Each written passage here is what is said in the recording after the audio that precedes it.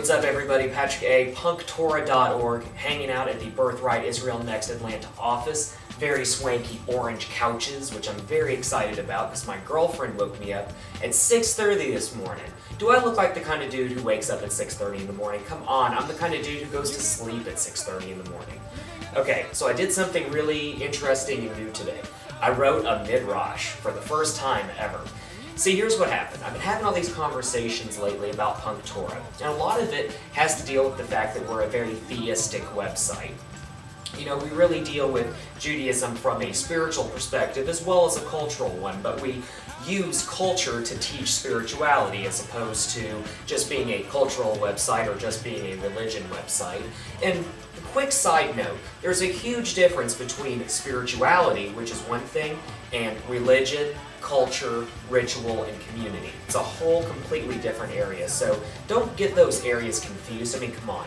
Okay, anyway, my midrash. So I've been talking to a lot of atheist friends of mine about the whole humanist Jewish phenomenon, which, quite frankly, I think is a great thing. Anytime you can get Jews together to do something positive, that's good.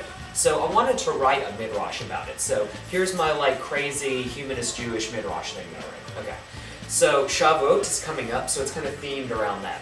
So you got Moses up on Mount Sinai, there's clouds and there's thunder and, you know, Torah giving and all that good stuff. And I was thinking about it, and I imagined that there were all these Hebrews right at the base of the mountain, and they're standing there, and they're observing this crazy spectacle that's like IMAX on acid. Like, it's just the craziest thing of all time that they've ever seen. And, you know, there's Charlton Heston up there with his hair flowing everywhere, and just big, awesome experience. And Moses, you know, starts creeping his way back down, and I'd have to think that everyone would be celebrating, you know, this is this crazy event that's happened, and they'd be talking about all this Torah stuff, you know. Think about it, it's a brand new idea for them, Torah. That's a whole new concept. So they're, you know, just kind of scurrying around talking about it.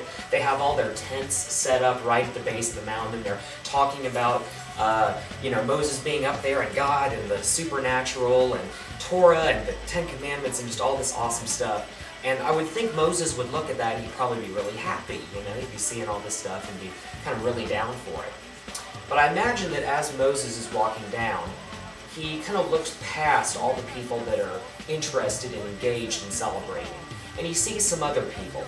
They're kind of cut off from the rest of the group. They're farther off in the little sort of tent city that's on Sinai.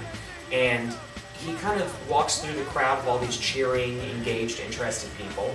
He sees this other group, and he goes up to him and he says, you know, why are you not into this? Why are you not standing at the base of the mountain? Why are you not reveling with everyone? Why are you not discussing the fact that the supreme creator of the universe just communicated to you?